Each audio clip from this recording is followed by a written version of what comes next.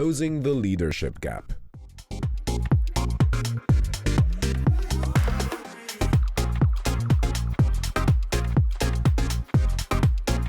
So can you please help me finish off this main stage today? Can you all stand up for me, please? Come on. I'm not going to pick on you. I just need one moment of your time. Everyone stand up.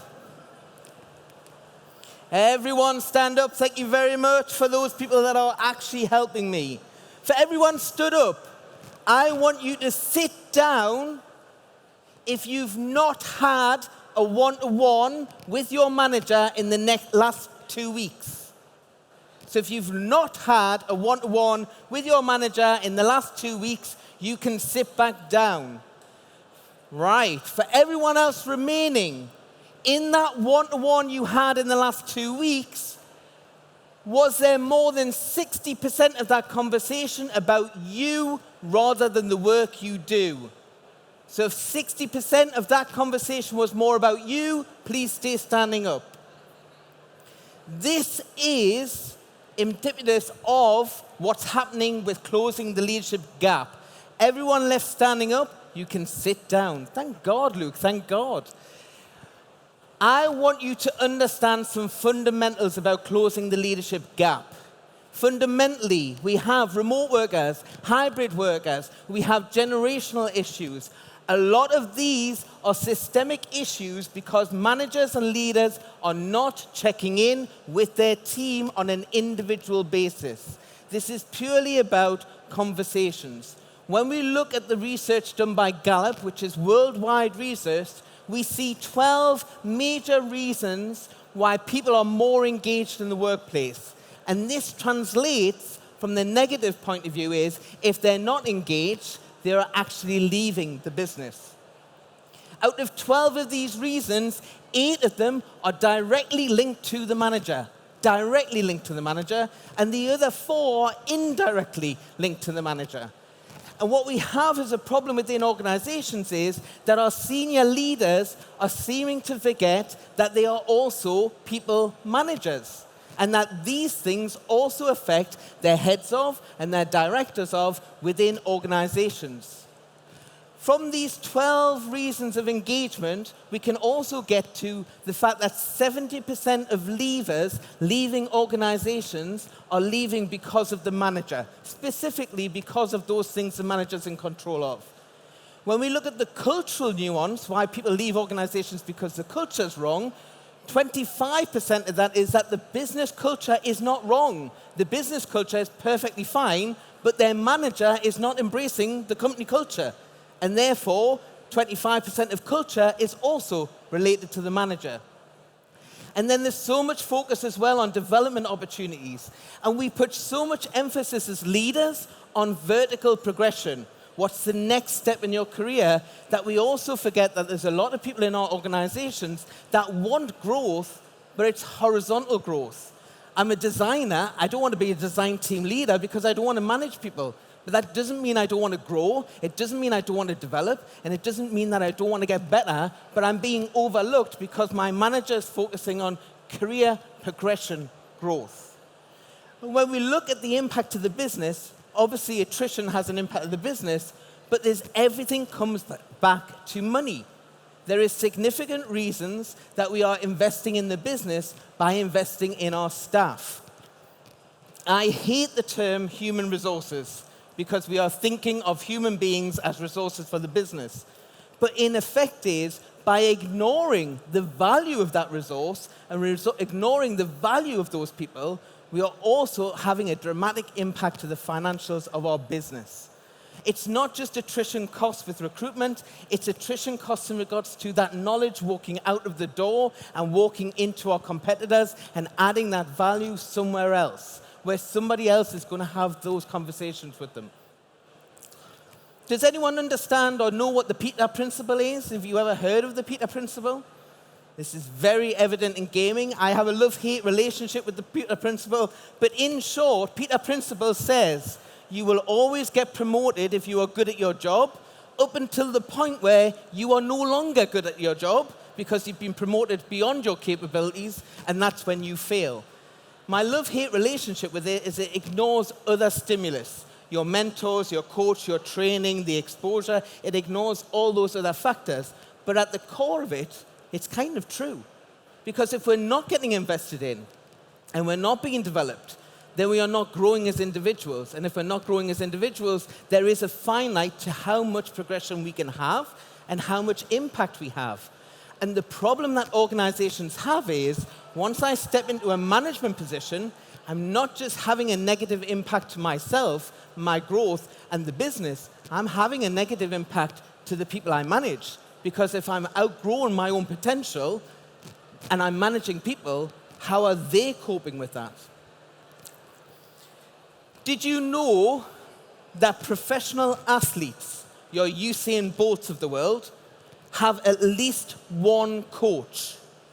Professional athletes that are at the top of their game have at least one coach. C-level across the globe, only 12% of C-level across the globe have a coach. People who think they're at the top of their game, but aren't doing anything about staying at the top of their game, which professional athletes are doing. Once you stop learning, once you stop developing, once you stop growing, you're already outdated because the world is changing, and if you are not growing with those changes, you're outdated and you're irrelevant. So what are we doing in our organizations to keep training, keep developing, to keep growing, so that we can actually inspire others? And one of the biggest problems about C-level not growing is when you don't grow and there's no opportunity to grow or no desire to grow, then you hold on to what you've got. And when you hold on to what you've got, you're stopping the growth and development of everyone below you. And when you stop the growth and development of the people below you, that stops the growth and development of the people below them, and there is a negative knock-on effect. We know that everything we do from a business leadership point of view has an impact to our metrics, outcomes and outputs. And here, what we need to start understanding is we have a responsibility as leaders, as managers, to invest in the leaders of the future, the managers of the future, to mentor them, to coach them, to develop them, to support them. And one of the key areas that's really undervalued at the moment is delegation and a real focus on micromanagement because of that drop-down effect. One good thing about leaders that are invested in their own development and growth is that they understand that there's a difference between delegation of tasks and delegation of responsibilities. There are several different layers of delegation. Here I've got this to do it this way, get it done. Here I've got this to do, doesn't matter how you do it. Here I've got something to sort out, full accountability. You are responsible for everything. Different tiers of delegation. And the same with micromanagement. There is a difference between micro-visibility and micromanagement. As a leader, I need to know what you guys are doing, because if I get stopped in the corridor and someone says, "Luke, what's your team doing?" I need to be able to answer that question. But that doesn't mean that I have to be in the detail with my team. It just means I have to have the visibility of what my team are doing.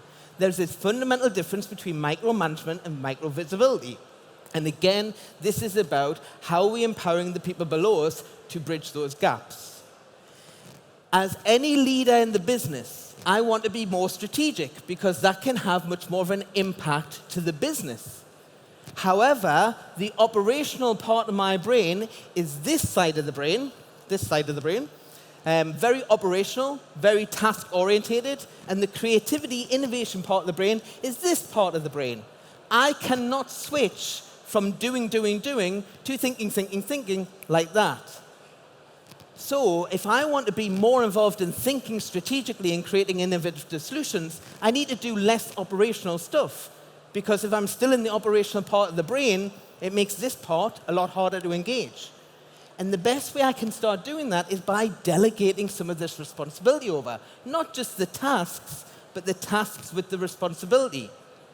That empowers me. A lot of leaders are so protective about what they've got that they don't realize if they start releasing things, they can do something much more impactful for the organization with that time. Because you start leveraging this part of your brain. You see opportunities to optimize. You see opportunities to be strategic.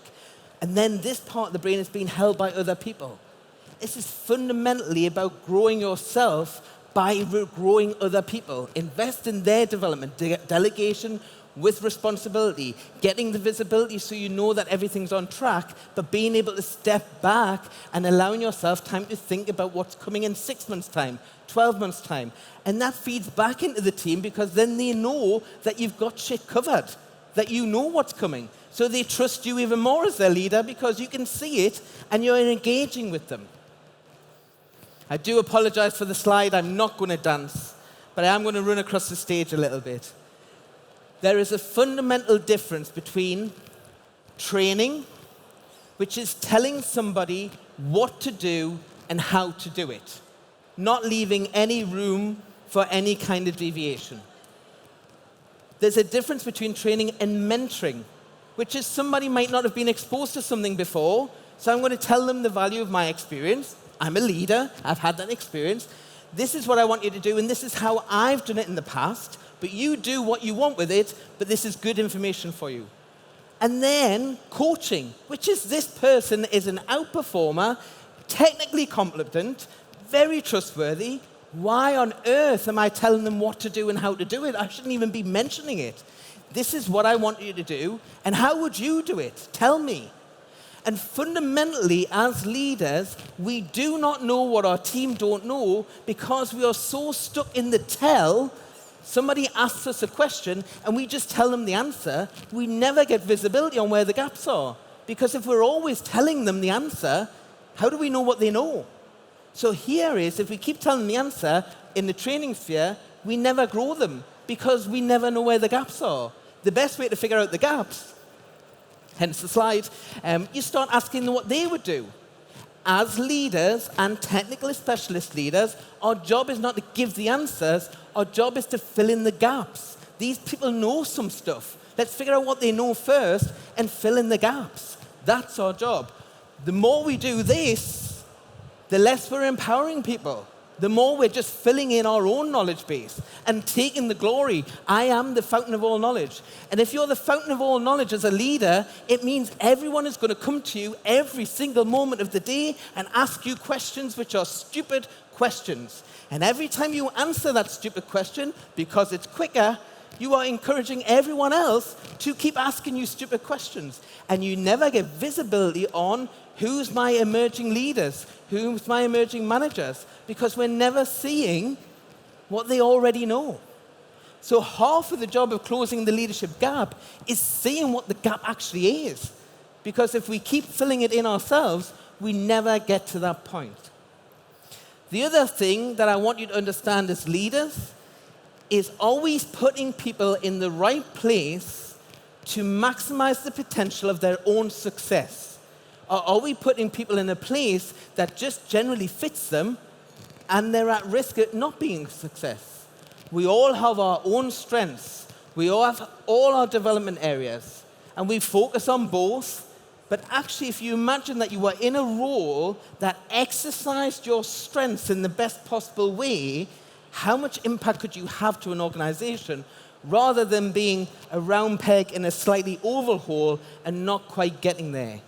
And if we go back to the analogy of professional athletes, if I am a sprinter, nobody ever puts me in a marathon and says, we'll help you be better at a marathon. They don't do that. They say, look, you're a sprinter. So we're going to put you in the 100 meters, we're going to put you in the 200 meters. That's it.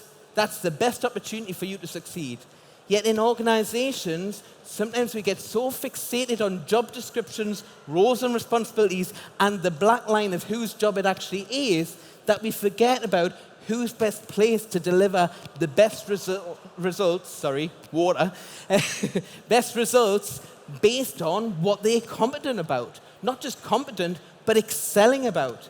And if you put me in my strength zone, which isn't my comfort zone, because you're still stretching me out, you're asking me to do challenging things, but they are in things that I already know that I'm pretty good at, it encourages business growth, personal growth, and then all of the other things take care of themselves.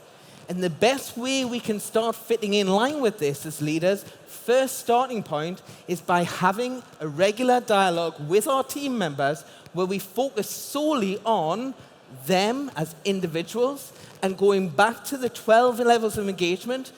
what feedback they're getting, what their growth potential is, what they want as growth, is it horizontal or vertical, and how do we best place them to succeed in those areas. It starts with the manager, and leaders, C-level, directors, heads of, you are all people managers as much as anyone that has a management title.